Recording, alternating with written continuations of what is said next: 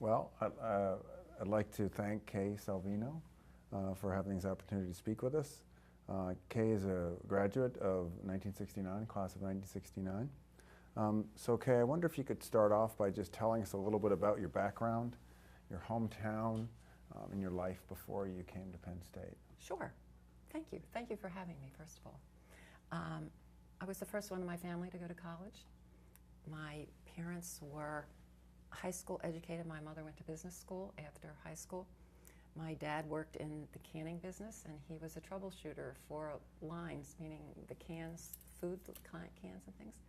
And my mom was a homemaker. I had one sister, older sister. She did not go to college. She went to business school. And I kind of knew when I was much younger that I wanted to go to college. I wanted to do more. I was interested in 3 schools. I went to Penn State, I went to Ohio State, and I went to Bowling Green to visit. Ohio State didn't work out too well. They were not too friendly. It kind of continues today. Penn State was good. Penn State at that time really encouraged interviews, and so I had a personal interview, and I liked it. I liked Bowling Green second. It was like a mini Penn State. I don't know if you've ever seen it. It's in Ohio. It's a beautiful campus. So anyhow, my guidance counselor in high school told me I'd never get into Penn State. And I said, that's okay, I'm going to apply. I applied and I got in for the fall term, which in those days people usually got in for the summer term. And it was an interesting thing because I went to tell her and she said, oh, geez. A number of people from Abington High School went to Penn State, so there were people here when I came here. I really didn't stay in touch with them much. I made new friends. I lived in South Halls the whole time I was here. I lived in Lyons for my freshman year, and then when I joined a sorority, the sorority was in Howler, so I just moved next door to Howler. I was in the College of what was then Human Development, and it's now Health and Human Development. And I had a major which was Individual and Family Studies, which is the precursor to HDFS, Human Development and Family Studies. And I picked that major not because I was dying to work in that field, but because it allowed me the most electives. And I was really interested in taking courses that weren't on a set path. I wanted to take some extra things. I took accounting, which really wasn't part of that thing. I took real estate. We had some really neat courses back then that were public speaking / demonstration type courses, and I really liked them. In those days, there were these jobs that were part of utility companies that you would go to customers and you would show them how to work ovens and stoves and refrigerators and all that kind of stuff. And I really wanted to do that, but unfortunately, when I graduated, there were no jobs in that field, and then it really was a dying field after that. When I was here, I enjoyed my experience a great deal. I think that part of, I've talked to you before about the college experience. I think that everybody has their own college experience, and I think it's really important for them to be allowed to have that. I feel good when I walk across campus and I see the kids who are here now having whatever their experiences is, because I really enjoyed it. But there was a lot of differences back then than now. We had 10-week terms. The classes were an hour and 15 minutes, all of them, unless they were longer. We had registration, which was by lining up in Rec Hall. And it was alphabetical, so one term you would be near the beginning of the line, and one term you would be near the end of the line. And if you didn't get your course, it was just kind of too bad. If somebody dropped it, you could get it, but that was it. And it was all done by cards. All our tests were in blue books. And now when you say to a student, do you know what a blue book is? Usually they don't know. They're mystified. They're mystified, correct. Yeah. And the professor would say to you, okay, you need a 12-page blue book, or you need a 20-page blue book, or whatever, and that's what you purchased yourself and brought to the test with you.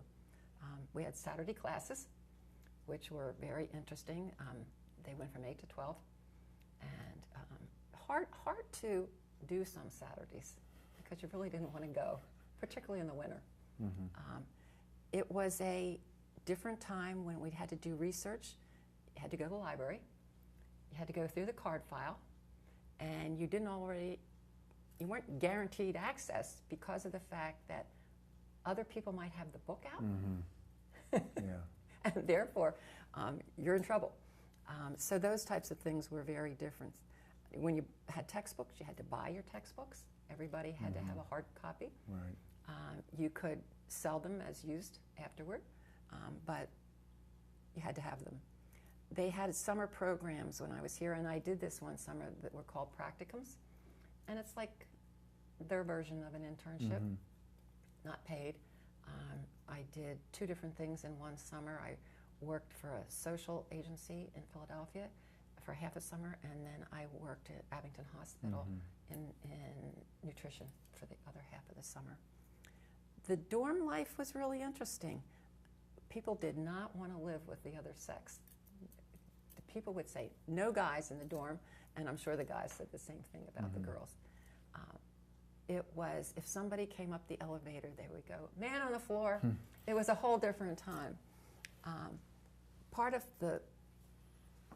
A big part of my life was my sorority life. I was a Chi Omega. Chi Omega is no longer at Penn State. They had a controversial incident a few years back, and they were removed. And during that time, I was president of the sorority, and during 1968 is when I was president. So I was very involved in Greek life, and I think one of the things that I really gained from that was my leadership abilities. I worked with the alumni who were our advisors. I worked with the Greek office. I worked with the national organization. And then I worked with other students who were other officers in the sorority who were my exec board. We handled our own discipline. We had what was called a standards board. And during the time that I was president, I had to de-pledge someone for smoking marijuana. And that today seems kind of trivial, but it was a different time. It was unusual because she was a twin. And so her twin stayed and she went. Different circumstance. The Greek system was really interesting because a lot of the social life centered around that. We had mixers almost every week, maybe not finals week. Homecoming, you worked with the fraternity. Spring Week. Spring Week was a big carnival held in the spring, and that was up where the football parking lot is now. So it was to the side of what is Beaver Stadium. And it was just a big open lot. And we put up tents, and we did skits, and we had entertainment, and it was a big Greek thing. So I would say that a lot of what I did socially in college was around that. There was other activities that I was involved in. I was part of student orientation. Really enjoyed that. When young people came to campus, then we showed them around. I did some things that were in student government, but not really elected student government. Young Republicans, and I had to laugh the other day when our guest speaker talked about young Republicans. It was a time when 1968, during a presidential election, Nelson Rockefeller was scheduled to come to Penn State. So we had a big organization that tried to set everything up, and there was bad weather, and he couldn't get in because the airport wasn't here. The airport was in Phillipsburg, and he couldn't make it because of bad weather. It was, when I look back on it, it was interesting that I was involved in something like that because back then I wasn't old enough to vote. In 1968, that was the last election where you had to be 21, and I was not 21 until 1969. So even though I was involved in this activity, I couldn't even vote. Do you consider yourself a political person when you were at Penn State? No, I was not an activist for really anything. I really wanted to enjoy the whole college experience, and that was just a piece of it. But you felt political enough to be in this organization and help with Rockefeller, planning Rockefeller's visit. Yes, I did. But I didn't feel like, when he couldn't make it, I was like, oh, well, you know, I understand we're in the middle of nowhere and this is what happens. I didn't feel I think the funniest thing was that it was going to be televised, and Mm-hmm. my mom was going to, I told her to watch it and everything, and she said, I can't find it.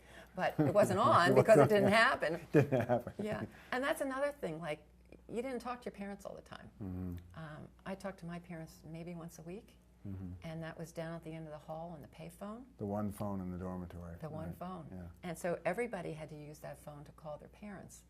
And then there was, for the rest of us, to make local calls, there was a phone for every 4 rooms, which means that it had 8 students using one phone. Yeah. There was no immediate communication with anything. Right. And I kind of liked it. I mean, I like being accessible too, but I kind of liked it. You're a little protected. Yeah, Yeah. and a little more independent. I wonder if we could go back to the sorority part of what you were describing. Why did you enter a sorority? And I'm also interested in your comments about the prominence of Greek life in regard to the overall school. It seems like it's maybe a little different than what the case is now. Why did you enter? When did you enter a sorority? Why did you do it? Okay. At that time, you could not rush a sorority in your first semester, in your first term, not semester. So you had to wait until the winter. I rushed for a couple reasons. I rushed because I knew some of the people who were in a couple of the sororities, and I liked them, and I was interested in learning about them. I also thought it would be nice to have a group to identify with and to have a social group to live with, all on the same floor and everything. I enjoyed it. It was, not everybody was as the same as people made it sound. They would say, well, all the Cayos have blonde hair and blue eyes. That's not true. One of the things that was a big difference then than now is they had very strict religious rules. I remember when we took a Jewish member, and we had to get the Nationals' permission to do that. And there were no color line. I mean, everybody was white, so there were no black members. And that has definitely... And there were distinct black fraternities and sororities. Correct. You described the story of you disciplining a fellow sorority member. Was discipline dealt with in-house a lot with sororities? Yes, and that's one of the reasons... How did that work? Okay. The Standards Board was part of our organization. We had 3 or 4 alumni advisors, and they were people who had previously been part of that sorority and lived in this community. And they helped us work through these things. We had the officers and the alum advisors and the national people. And we would say, we have this situation and we need to handle it. And then you would do your best to look into it.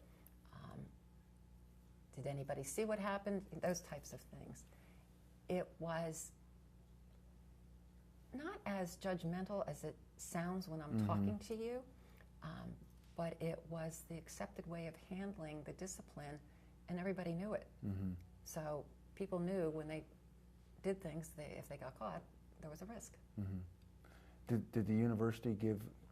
How did the university deal with, accommodate with the influence of sororities and fraternities? Did in terms of governance, did you see would a student be treated differently if a student committed the same infraction in a dormitory? Would they be dealt with by the university at large versus the sorority? Or you lived in a university dormitory? I did. But it was under the the auspices sorority of your floor. sorority, Yes. right? Right. If a student committed the same infraction, not within the confines of the sorority, Right. would they be dealt with by the university authorities? As I understood it, like my freshman year, I was not in a sorority. So as I understand it, the RAs would be part of that process. I don't know who the RAs took it to. I guess they had a coordinator who would help them, kind of like our advisors helped us. So yes, there was an avenue, but I'm not very familiar with it. Did you have a position in? You talked about your connection to student government. Was that, or your working with student government? Was that through your position in the sorority? Yes. Okay. Yeah. So there was some sort of relationship with Yeah. the two. I wonder if you could talk a little bit more about the social life, what you and your friends and your peers were interested in, what your priorities were, what you devote a lot of your time and sort of a regular day would look like. Yeah. A regular day, we pretty much went to class because we were afraid not to go to class. I don't know if that's still the same or not. I don't know if students attend regularly or not now. But we went to class. We tried to, I don't know how to put this, study around our social time because we wanted to have our social time available to us. So if we knew we had something big coming up on the weekend, we didn't want to have to study on the weekend, so we did it ahead or after. You had to kind of like budget your time. I think that, what did we like to do? We did a lot of things with fraternities, and that was one of the reasons that people wanted to be in a sorority, because then you had the social outlet. The mixers were usually held at fraternities, so you would have a social calendar for a term, and you had a social director. That was one of the officers. And so ahead of that term, she would set up with the people who did the same job for the fraternity, where we're going to go one week, where we're going to go the next week, if you can't do a week because there's exams or something, but that was a regular outing that you had. And I would say when you were sophomores and juniors, you looked forward to them. By the time you were seniors, you were like, okay, I've been there and done that. And some of the seniors, we had to enforce rules that they had to go to the mixers because people had invited us and it wasn't appropriate not to go. People had different clubs that they belonged to. They might be in their major.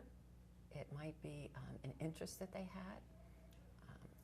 It could be music, it could be voice, it could be any of those things. There were not as many opportunities as there are now. It was, there was less choice. The ratio was 3 to 1. 3 to 1. How did that play out? What were some of the interesting, significant, insignificant repercussions of the 3 to 1 ratio? The 3 to 1 ratio was really interesting because of the fact that you would go out, everybody dated. It was not like it is now where you go in groups. So everybody dated, and if you didn't have a date, you didn't go out. So if you were on a date, you came home, the guy didn't ask you on that date for the next time. He went home and called you and asked you to go out another time. It was really funny. A lot of times you had multiple opportunities to go out with multiple people, and sometimes you were disappointed that you had accepted somebody when somebody better asked, that kind of thing.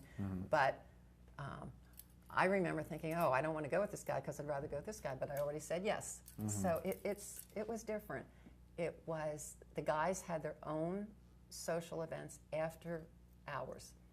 So if we had to be in at 1 o'clock, which is how it was when I was younger, they had after ones. And so they couldn't wait to get rid of their dates and go have an after one, because the guys just then partied until they got done partying. And then as, like in '68, our hours, we had 3 o'clocks on Friday and 4 o'clocks most Saturdays. In the morning? Yeah, that was our curfew. And so when you would come into the dorm, this was the fall of '68, when you would come into the dorm after your 3 o'clock or your 4 o'clock on the weekend, then the campus police were on the side of the dorm to let you in so that the dorm was not open. And then that's where you checked in. Right. Yeah. So you were there, you started in '64? 65. 65. So you were there, you overlapped the transition from the pre-reforms to the reforms. Yes. Something we talked about in class. Yeah, and the policies that needed to be reformed were not really adhered to. Well, that would be, can you expand on that? Like when we're in class and you're talking about not going to apartments. When I was like a 17-year-old freshman, the guy dated lived in an apartment, and there was not 3 couples there. I mean, it was just, it seems funny to me. So while those rules must have been on the books, right. People didn't adhere to them. No. Did you feel that there was, because we've studied the groundswell, or at least the apparent uneasiness among men and women, particularly women, with the rules. What were they most troubled by? I guess what I'm asking, if the rules weren't really enforced, Finding somebody to let you in? The rules about visiting off-campus housing. You just did it anyhow. You just did it, and then if you had to be in at 1 o'clock and you were coming in at 2, then you had to find somebody that would open the door for you. I mean, the rules were broken pretty regularly. Yeah. So it was a set of rules that were in name and not really in practice. That was my experience. Did you feel like, and this is maybe a hard question for you to answer, but if you were there for those 4 years and you saw some of the reforms in place, did you feel like most of the students were supportive of what's going on, or there were some, particularly women, who didn't really like the direction of the changes? No, I think everybody supported the additional freedom. When I started, our parents did have to sign those things, and my parents had no problem signing them. They were like, you know, you're going to be away. We've had you for 17 years. If you don't know how to behave, you know. You mentioned, when I asked you the question about the imbalance in the ratio, were there any negative implications to that?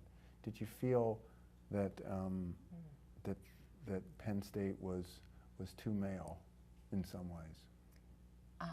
Yeah. In my accounting class, I was the only woman. And I did fine in the course, but when I first walked in there, it was intimidating to walk in and have no other females. I would say that there were people who made a big deal out of it. It was just kind of the way it was.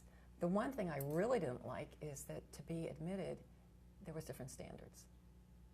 And people today don't even talk about that. They talk about the injustices between races and things like that, but women had to have higher scores and better grades. Because they were the smaller portion that were coming in. Yeah. Did you feel like there was, in terms of majors and courses, were there some sort of gender tendencies towards majors and courses that you could observe? Sure. Very few. What did they look like? Very few women in engineering. I mean, like none.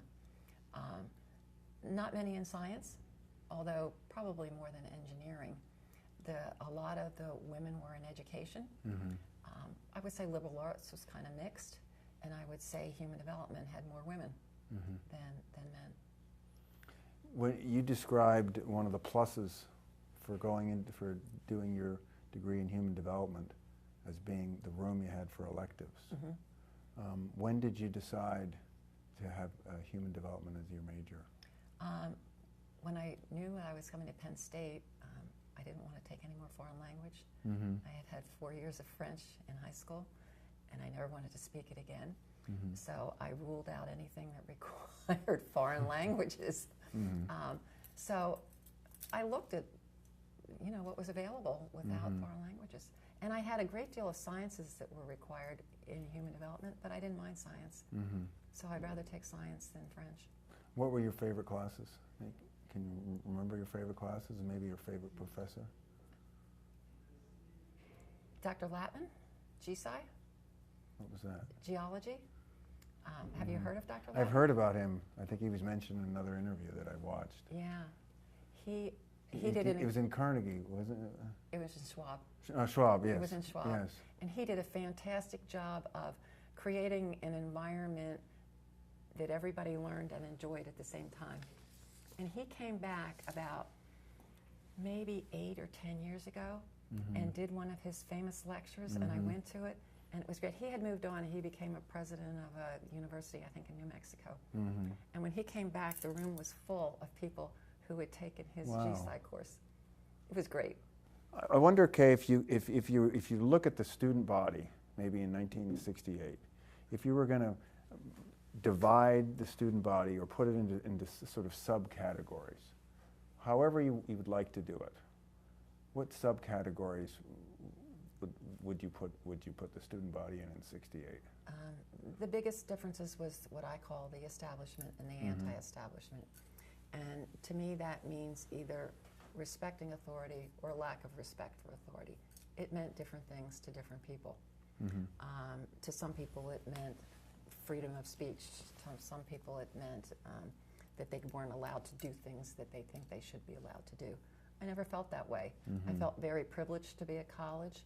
I felt like I was preparing for my future, and that's what was important to me. And so I wanted to be part of the establishment. Mm-hmm. I wanted to have a good job. I wanted to have a successful career. I wanted my future children to be successful too. So I was looking down the road. I wasn't as concerned about other people having these radical ideas as some people on campus were. So there was what I would consider the radical students, and there was the non-radical students. I would say, if you're grouping people together, I would say the Greeks have to be a group. Mm-hmm. There was a group called the Town Independent Men. They were a pretty considerable group. There were some women's groups. I don't remember the name because I wasn't really part of them. Mm-hmm. I think that a lot of the ways that I would designate people would be what college they were in. Mm-hmm. So, are you in architecture? Are you in education? You know, that type of thing. So, we also didn't have a lot of emphasis on people coming from the Commonwealth campuses, Mm-hmm. which we seem to have more of now. There weren't as many Commonwealth campuses, and they were not as sophisticated as they are now. A lot of them were just starter campuses, Mm-hmm. but you did kind of categorize them as people who came in late. Mm-hmm. They're only here for 2 years. So you were not the type of student that went to protests? No. What would you say the number, if you could give into percentages, what would you say the percentage of students that went to protests regularly versus the overall undergraduate population? I would say it was a very small percentage. Mm-hmm. I think our student population was around 25,000. I'm not positive Mm-hmm. about that. So I would say 5%. Mm-hmm.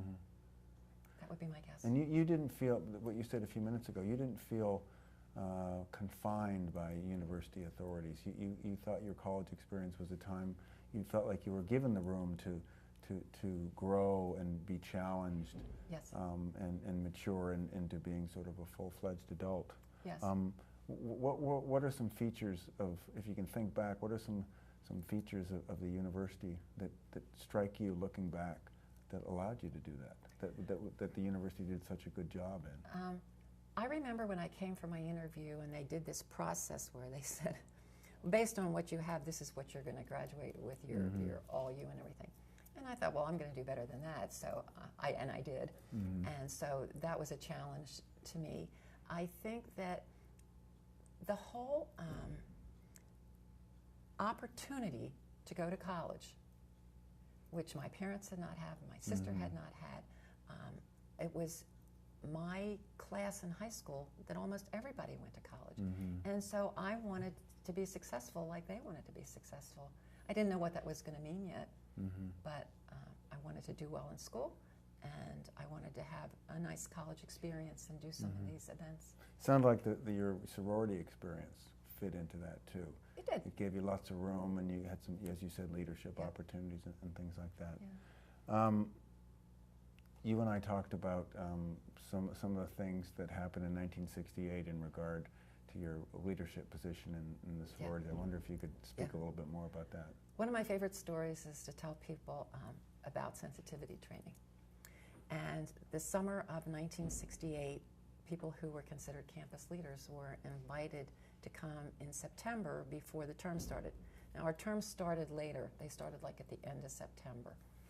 And so this was after Labor Day, early September. And you were sent to your home, of course, in the mail, a list of who was going to be in your group. And there were several groups, and you held these sessions in the sorority suites. And they had facilitators in each group. There was like 12 or 15 people in our group. And it was really interesting because I think the university thought they were providing us with a way of bonding and coming together. and it turned into a situation where a lot of people use it as an opportunity to vent their frustrations. And a number of people were angry at their life situations, they were angry at their parents, they were angry at whatever. And I was pretty happy. And they needed a reason for me to be something, and they said I had a Doris Day complex. These were the facilitators? No, these were the rest of the people in my group. They labeled you They labeled me that, yeah. And I said, hey, you know, that's a pretty good label to have. I'm happy with that because I'm a happy person. And one of the people in that group was my husband. And he was the person in the group who laid on the sofa and watched everybody else. And when they commented to him, he said, I love my parents and I like school and, you know, I'm happy. And so he and I were the two outsiders. And did you get an explanation as to why the university, what was the aim behind the sensitivity training? Why did they call it sensitivity training? I think they wanted us all to feel better about each other, like all the people in our group would have a common bond, and that was okay with me. I probably would have tried to develop something with them, but they weren't interested. So. You mentioned practicums, Yeah. Internships. How would you? Because one of the issues that the university has been dealing with for a number of years is trying to give students more real-world experience. And that really struck me that you talked about practicums. What were those like? And if you could talk more broadly about your sense of what the university was thinking back then in terms of more real-life educational experience. I think they did want us to have real-life experience. And I can tell you that the first part of my practicum was a real eye-opener because I worked for a social agency in downtown Philadelphia. And it was something I realized that I never wanted to do. So it was really beneficial to me.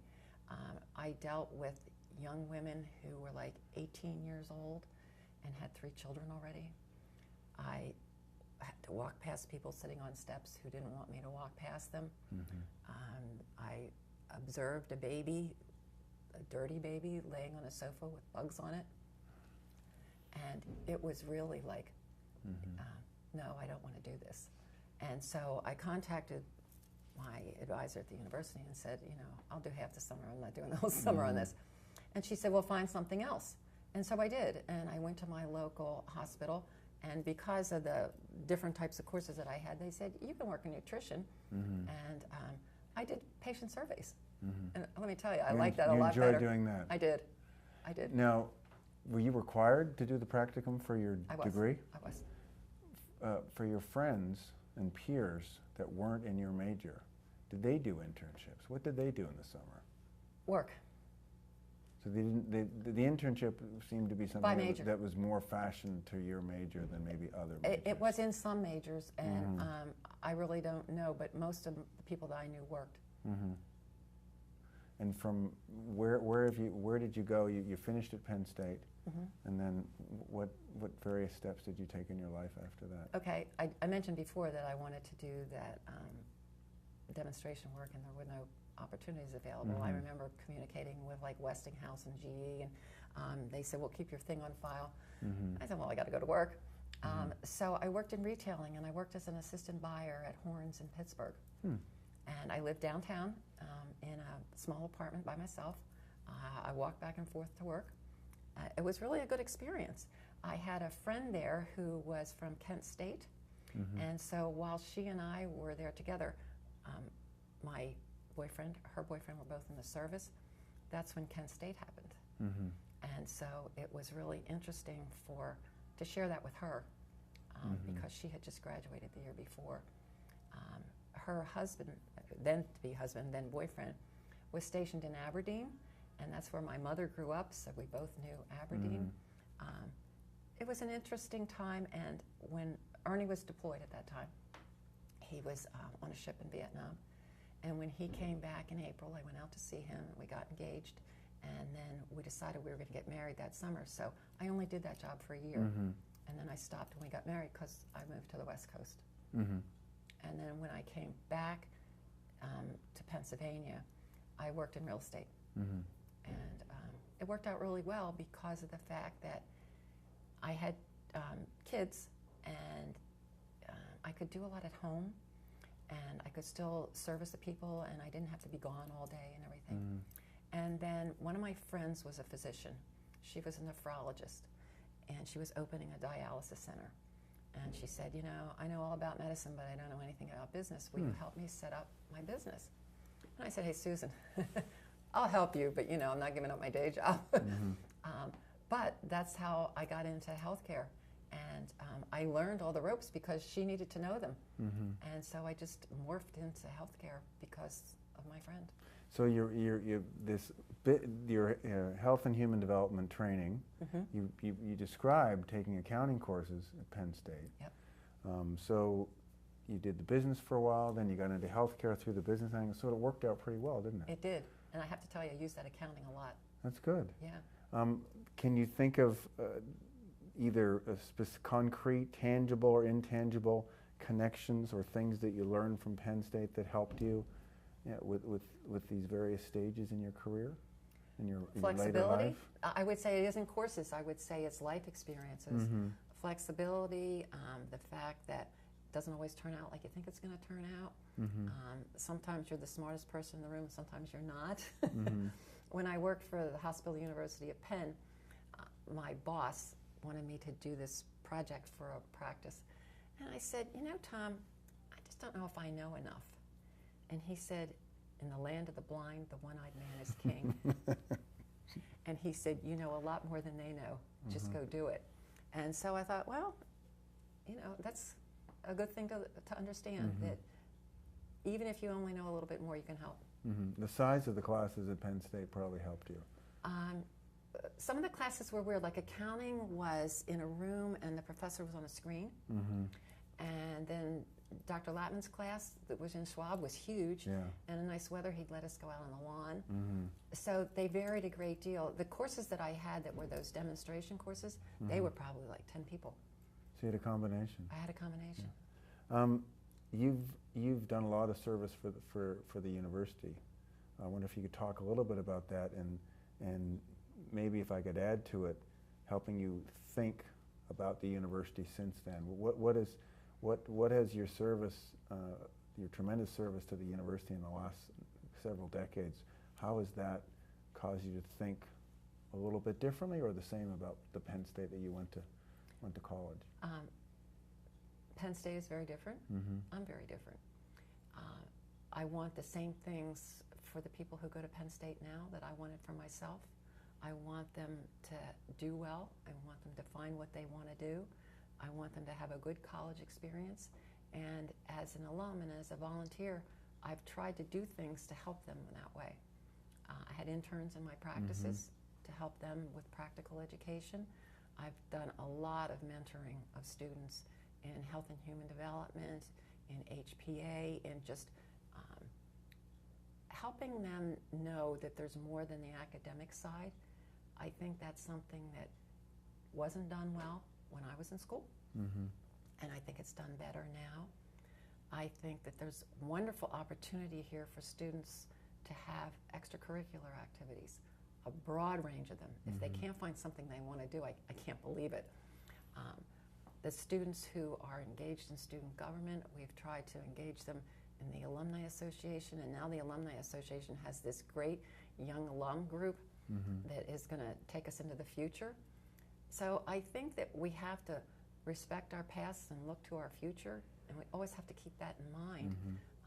A lot of my good friends from the Alumni Association are like 30, 40 years younger than me. Wow, that's wonderful. Yeah. What you in this class with me, and you're there with 35 undergraduates, and I'm sure you've had a lot more contact with undergraduates. How is the undergraduate today similar to and different from the undergraduate in the mid-60s? I think the undergraduates today have a lot of distractions because of social media. I think that they are not afraid. There's not a fear factor about the class and attendance or being on your computer in class, those types of things. I think they are, I think they feel like they're a little more entitled. personal opinion. Yeah. I wonder, Kay, if you could talk a little bit more about you talked about your first couple of years out of Penn State, and was Ernie your fiance, and then he went off to Vietnam. Right. I wonder if you could talk a little bit more about that and the start of your life together. Sure. After graduation, the day we graduated, he was commissioned into the Navy because he was in Naval ROTC because his draft board was very small and they were going to draft him. So he was a 2-year ROTC, Navy ROTC, and he went in the summers to make up the first 2 years. And so the day that we graduated, he was commissioned, and he went to the West Coast, and that fall, September, October, something like that, he left for Vietnam, and I was in Pittsburgh working. And then he came back from the cruise in April. I went to see him. We got engaged. We decided to get married that summer. And we got married in August because he wasn't supposed to leave again for like 6 or 9 months. But we just barely got back to California, and his ship was turning around in October. And so I decided to come home and live with my parents while he was gone. And it was a good thing I did, because when I got home, I found out I was pregnant. And so when Ernie came home, his family was bigger. His family was bigger. So Tracy and I went back to the West Coast. One of the best things about the naval experience, he got to commission a new ship after his original assignment. And that was in Bremerton, Washington. And I don't know if you've ever been to Bremerton, Washington, but it is God's country. It is gorgeous. And so we spent 3 months there when Tracy was a baby and when he was working on this new ship. And then he took it down the coast. We went back to Long Beach. And then after his 3 years, he got out. Was there stretches of time where you didn't see him at all? Oh, yeah. I didn't see him at all for 6.5 months twice. And there was no other way to communicate. All we had was letters. And the letter writing was interesting because they were batched. You got a whole bunch of letters, and then you got no letters. Ernie kept his letters in his car because that was his one thing. Yeah. And his car was stolen, and people took the letters. Oh, gosh. So it was really very interesting that they'd even want them. I guess they just threw them out. He got the car back and not the Now, letters. when you and Ernie met in the sensitivity training. Yeah. How quickly did you, I guess you could speak for yourself, certainly. How long did it take till you realized that Ernie could be a very special person in your life? We met in early September, and then we came back later in September, and I was dating somebody else. And so he called me and asked me out, and I said, I can't go out because I'm dating this other guy. And it's kind of like what I mentioned earlier about getting the best invitation. Your options. Right. So the other guy he was a nice guy. He was a campus personality. He was a local DJ. Cool guy. But I decided that I liked Ernie better, and I called him back. And I said, I know you called me, and I said no, and he said, okay. And that was how long till that you talked about that graduation when he was commissioned? What was the duration of time? Okay, I would say that it was probably from October or November until June. We graduated on June 14th. And you were very serious at that point, the two of Yes, you? yeah. Wow. Yeah. Good. But everybody here dated. I mean, that's what you did. And it's funny because I think that my kids didn't even date. They just went out in groups. And you went out, you said you dated. You went out in just the two of you. Yeah, you didn't go out in pairs. He would come and pick me up, and we might go to a place where there was a lot of people, or we might go out to dinner, or we might go to a movie, but yeah, it was... And everything was in walking distance? No, he had a car. Oh, okay. Yeah. And where did he live? Is he in a... He lived in a fraternity, and then he was president of his fraternity. Oh, right, because of yeah. the sensitivity training, that's why you... And he was vice president of IFC, and part of the Board of Controls for IFC. And there was a lot of unrest in his fraternity, and they didn't like him because even though he had been president, they saw that IFC Board of Control things as hampering their... Encroaching and... Yeah. And so he moved out of the fraternity into an apartment last half senior year. Mm-hmm. I don't want to leave you with the impression that we didn't care about the war, but we cared about the war because of the human connections, Mm-hmm. the people that we knew that were serving. Ernie and I had a very dear friend when we were here who wanted to be a Navy pilot. And the first year that we were out, he went to Pensacola and he crashed and died. Mm-hmm. And when you hear like Jerry died, it's like, you know, yeah, we cared about the war. Mm-hmm. We weren't demonstrating against it. We cared about the people who went to serve. Mm-hmm. Different way. Mm-hmm. Okay, thank you very much for talking.